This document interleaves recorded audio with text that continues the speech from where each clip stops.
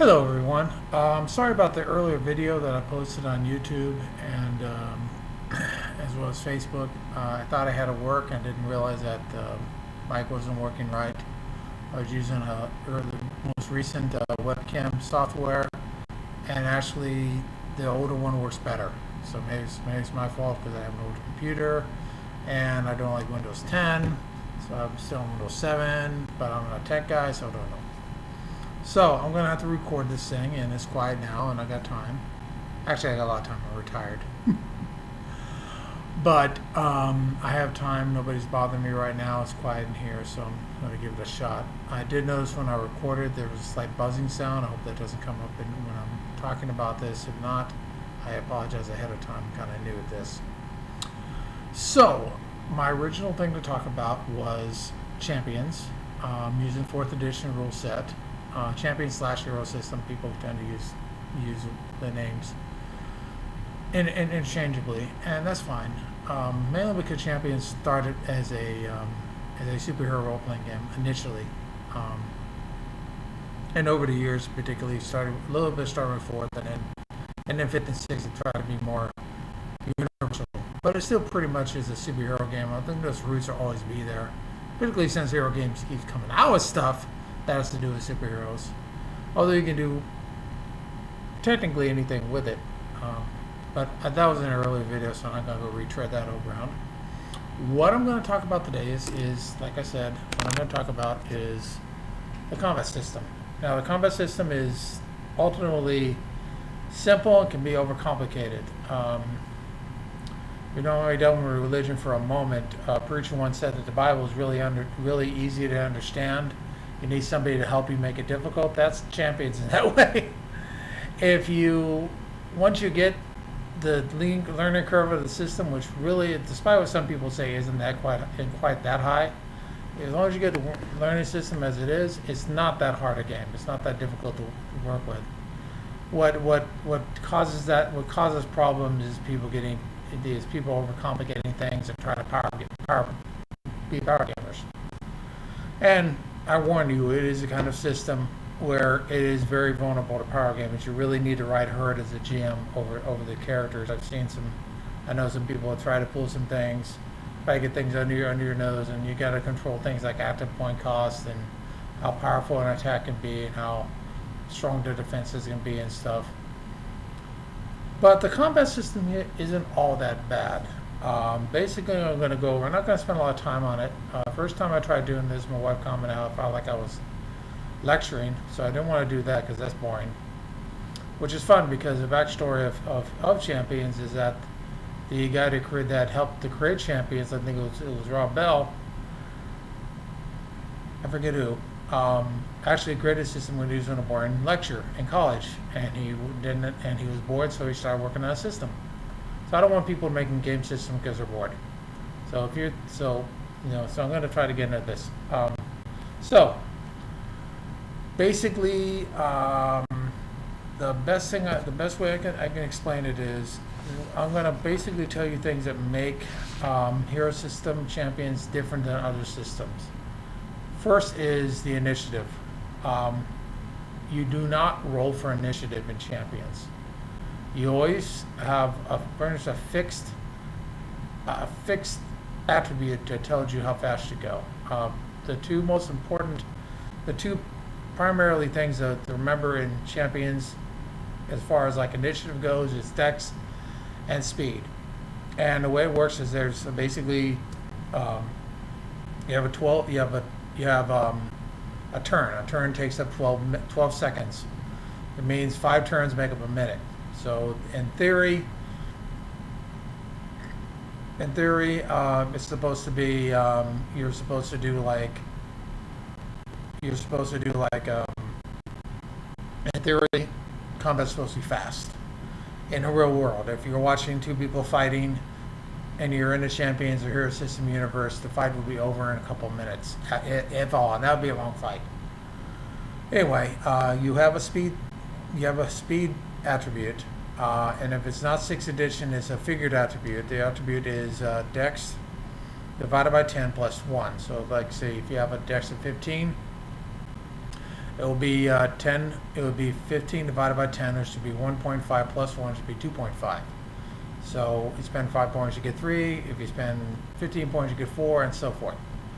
Everything rounds up or round down to the nearest integer, the nearest amount. And anyway, so you have these. You have a 12-second turn, and you will have like a speed of 3. You're going to go on 4, 8, and 12. Speed of 4, you're going to go on 3, 6, 9, and 12. Speed of 5 is 3. You can just 3, 5, 8, 10, 12, 10, 12. You see how long I played the game? I just automatically know what the speed thing does for you. So I pretty much know that. So obviously, if you have 1 speed, you're going to go 1 within a turn, and if you have 12 speed, you're going to go every time in a turn. Most characters, if it's a heroic level adventure, it's going to be probably a 3 or 4 speed. If it's a superhero adventure, it might go from 4 usually up to like 6 or 7.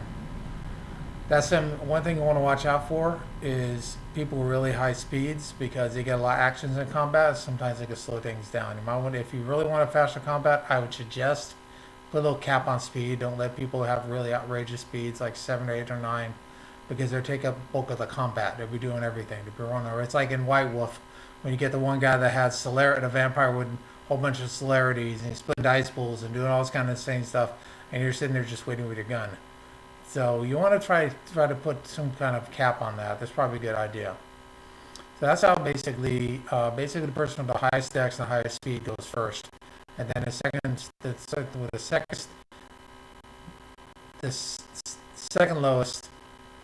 highest dex and speed goes next, and so forth.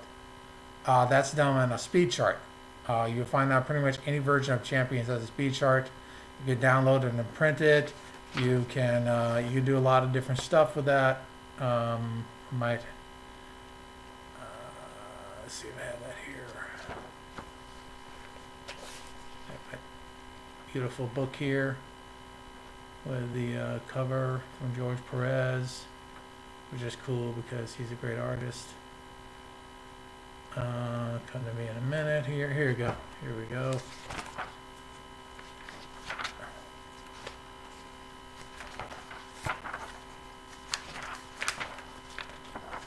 Give me a minute. So here we go. Yeah, this is your speed chart. You can get close in there.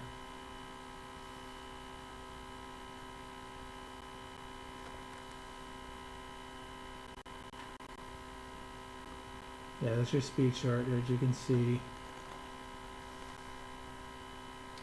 I had to block my own beautiful face. I'm sorry for all the people that think I'm handsome. That's pretty much it. There's like a speed chart, character, dex level, speed, and then combat record, and then OCVD speed. Now, another thing to remember is that in Champions, when you roll into hit, low is always best. 3 always hits, 18 always misses. So basically what you're going to do, you have what is known as a combat value. If you're using anything in most versions of Hero System, with the exception of the recent one, 6th edition, where they decoupled everything, your combat value is basically your dexterity divided by 3. So if you have say you have a 20 rounded up, so if you have a 20 dexterity, then it's 20 divided by 7 rounds up to divided by 3 rounds up to 7, and so forth. You basically do it according, like if somebody has a 20 and the other person has like a 21, it's still 7. But if the person has a 19, it's 6 instead of 7, because it's closer to 18, which 6 times 3 is 18. And yes, it's math. I'm sorry, it's the long division that you learned in 4th grade. If you can't figure that out, I feel very sorry for you. Sarcasm intact, intended. If you can run out the numbers in a 10th level 3.5 D&D character off the top of your head, you can do this. And basically what you're going to do is when you're going to roll your 3 dice, you're going to hold the roll low. If your combat value is a certain number, the way to remember that is 2 ways to do it. One is to roll 11 plus your combat value, and then roll 3 dice and subtract. So let's say you have a 7 the OCV or attacking somebody and you're 11, it's 11 plus 7 which is 18, you roll like a 12, then you take 12 from 18, and you take 12 from, 12 from 18, 10 from 18, you get 8. So you hit a DC value of 8. Or you just remember that that you hit your own combat. You basically hit your own CV at 11 or less.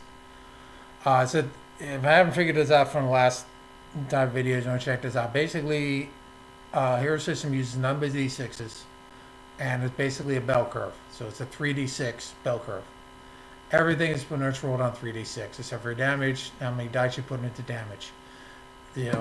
Dex checks, attribute checks, skill checks, roll to hit. It's all 3d6, and you all try to roll low. Okay, can't put any more simpler than that. Now, there's another thing to remember about Hero System, probably a lot different to a lot of other people. There are basically 2 types of damage in Hero System. The first one is normal attacks. Normal attacks are basically punching somebody with a fist, hitting them with a stick, hitting them with a club. Basically, they're meant to injure but not necessarily kill. I mean, granted, if you club somebody over the head hard enough, you will kill them, but it's not meant to kill. It's meant to just injure and hopefully incapacitate somebody. Killing attacks is the other type of damage. That's the attacks that are meant to kill. Those are swords,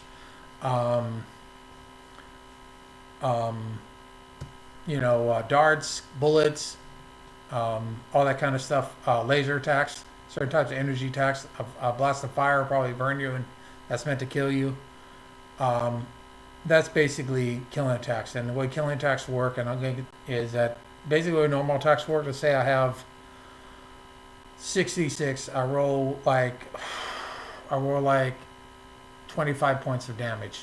That's 25 points of stun damage. And then I'll see how many 1s and 6s I have. If I have a 6, if I have a 1, I do no body damage with that attack. If I have a 6, I do two body with that attack. And between 2 and 5 is just 1 point. That simulates the idea that yes, they're not trying to kill you, but like if I punch somebody in the nose, they're going to bleed. If you're watching up boxing matches and anything where people are hitting each other, sometimes you punch somebody in the face hard enough, you will cut their lip, you'll cut somebody's lip, you can cut their eye, you can do things that will hurt them. You can hurt somebody even when you're not trying to kill them. You can still do some kind of body damage to them. Now let me get this up so it looks right. Second thing is, then there's killing attack damage. Killing attack damage works out. It's cheaper. It's not as many dice usually. Basically, 1d6, 5 points will give you 1d6 of normal damage. 15 points will give you 1d6 of killing damage. So in the aforementioned one, I said about 66. That's 30 points of damage. Convert that to killing attack is basically 2d6. The way that works is you roll 2d6. Let's say you roll, 2d6, 7 body. Then you're going to roll a d6 and be 1d6 minus 1, and you roll like a 3. That's double. So basically you're going to do 6 damage, 7 damage, and then 14 stun. Okay? That is supposed to affect, that basically, what that means is, it simulates the idea of shock. In my opinion, I thought always it elevated stand shock. If somebody stabs you with a knife, even if they don't kill you, there's a shock, the blood, the oh my god, I got stabbed. You can easily pass out if the shock of being hurt. And so the way to defend against normal attacks is just with your normal physical defense or energy defense. If it's a basic normal attack. If it's a killing attack, you need resistant defenses. If you have no resistant defenses, your regular defenses do not help you at all. It won't keep the stun damage from hurting you. It won't keep the body damage from hurting you. Resistant defenses will be a bulletproof vest, super tough skin, rocky hide. That'll be like a force field. Those are resistant defenses. They exist for the purpose of protecting you against knives and guns. And like I said, you can have a high multiple combat that can be the effect of, well, it didn't cut that bullet hit me, it didn't cut me, but it might have like bruised me, because it was a big high caliber gun and I felt the impact. So that's basically how that works. And then on top of that, you also have a lot of maneuvers. You have the basic maneuvers that everyone has, and then you have martial arts maneuvers.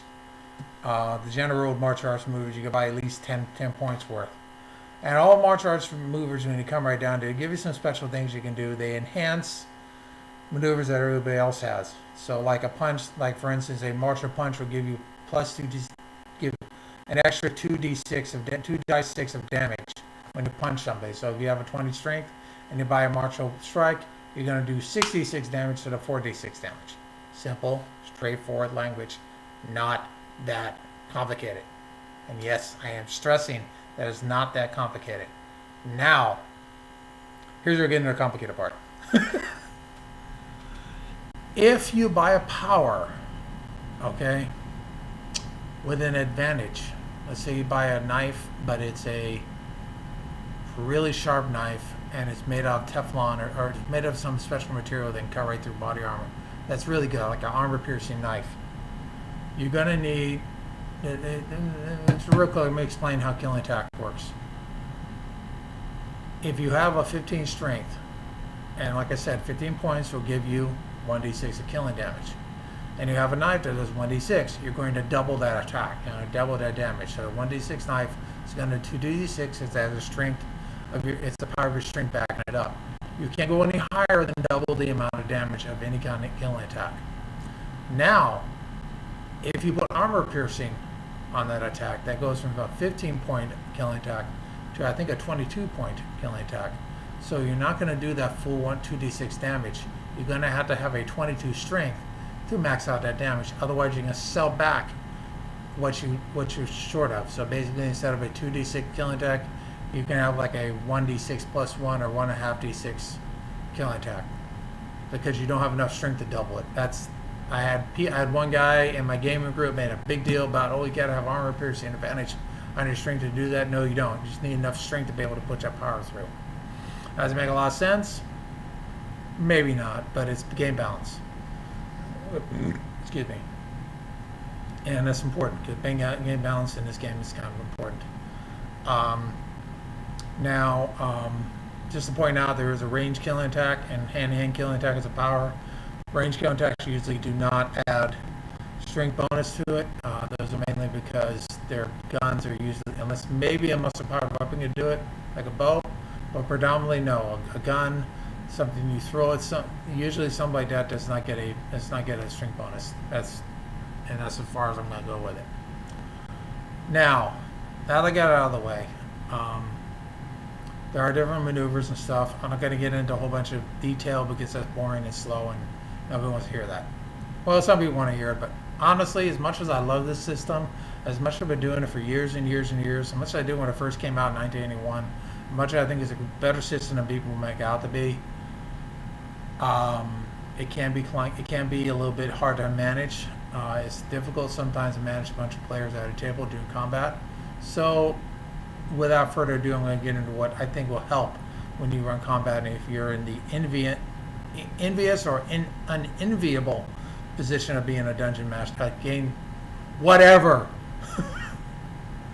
master, storyteller, referee, judge, guy that's stuck running the game, okay? Because the guy that was supposed to show up went off somewhere and we didn't see him and I got to run a game tonight or whatever, or I want to. Actually, I like jamming, but whatever terminology you want to use, I don't care. Personally, I don't like storyteller because you usually railroading games, but that's just my opinion. But I digress. There are special maneuvers. I'll let you guys, if you want to pick up the book and read it, to understand what this is. And I'm not going to spend a lot of time over this because it's boring. There are area effect attacks, coordinate attacks, auto fire, balancing attack, which you can read about this. There are all these things have different modifiers to them. One of the most famous, three of the most famous, and one of the most people that usually use is the haymaker. That's when you wind up for a hit and you do a lot of damage. In 4th edition, up to 4th edition, it was a haymaker, which is strength. You do 1.5 your strength. So let's say you have a 50 strength and you hit someone with haymaker.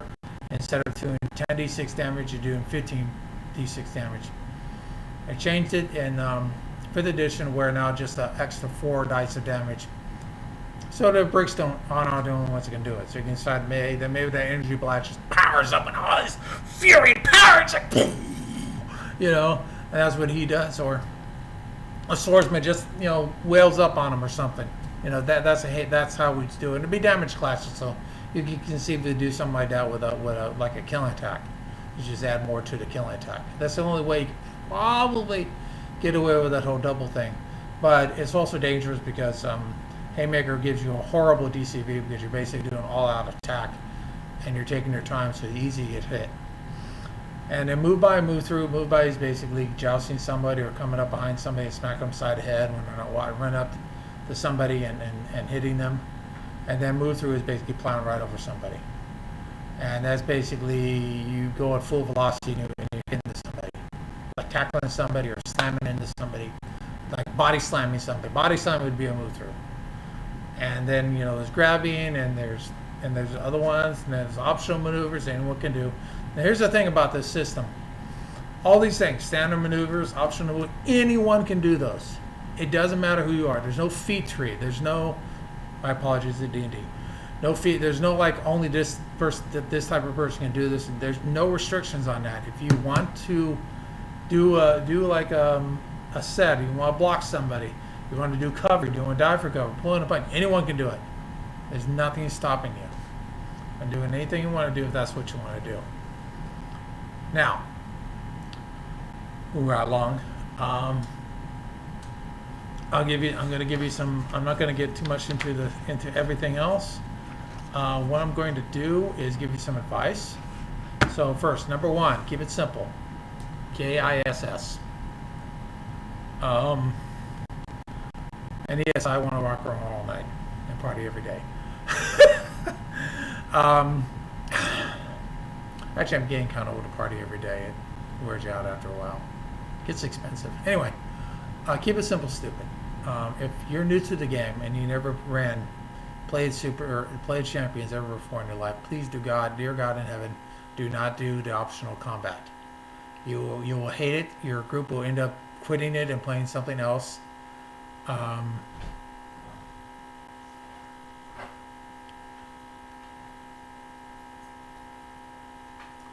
And what will eventually end up happening is your group will play something else, and that'll be the end of it. What you probably want to do is definitely do not do the optional stuff. Don't do the hit locations. Don't do bleeding. Don't do optional wounds, because there's a lot of record keeping. It just slows everything down to a crawl. The other thing is really for just running a game, but particularly if you've got a combat coming up, is be prepared. Have your speed chart made up ahead of time. Make sure you have all your characters. You know what your characters are going to do. And on the player side, know your character. Know what your character can do. Know what he's going to do in a given situation. Nothing slows down with combat. Then say, okay, Bob, it's your phase 6. Your character goes, okay, what's on my sheet? So what's going on? It's like, I do that. No, I shouldn't. Can I look at the book? It's like, no. That pretty much stands in any kind of game. I always hate that kind of stuff in a combat, particularly in Champions, because you need to know what your character can do, what their abilities are, which is probably why, going back to character creation, you've never played before, keep the characters fairly simple. You don't need a 2-page list of powers starting off. Keep it direct. Know what you're going to do. Be prepared. Don't do the optional stuff. I can't. Anything else? Have battle maps are good. Figures are good. This is a tactical strategy game. It is known as a superhero tactical game. Means knowing how to fight, knowing what to do is important. Being organized, using teamwork is important. And that's pretty much the best advice I can give you. Is that I can't get much in depth into it.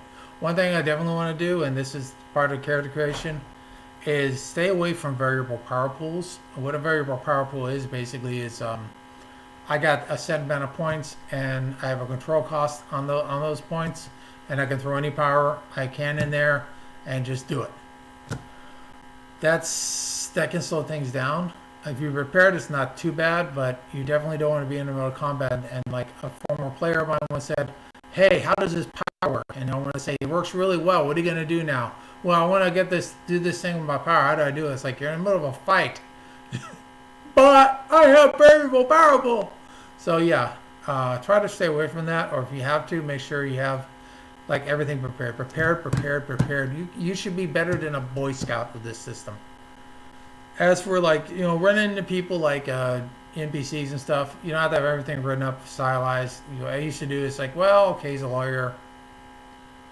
Give him a professional skilled lawyer, maybe 14 or less. He's good at it, or he's this or he's that, and just give him an idea. Get ballpark it. You don't have to write everything up.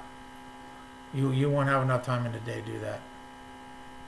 I'm retired. I don't have enough time in the day to do that. So that's about as much as I can say about combat. It's very simple and straightforward. It can be a lot of fun. And that's what I'm going to do for now. Next video will be more about game mastering, like running a campaign, running a superhero campaign, particularly a Champions campaign. And maybe in the next video I'll talk about some of what I think are the best books and some of the worst books in Champions. Particularly stick with 4th edition. That's the one I had the most enjoyment with, and the one that I have the most books for. Alright, I'll see you later, and have a nice day.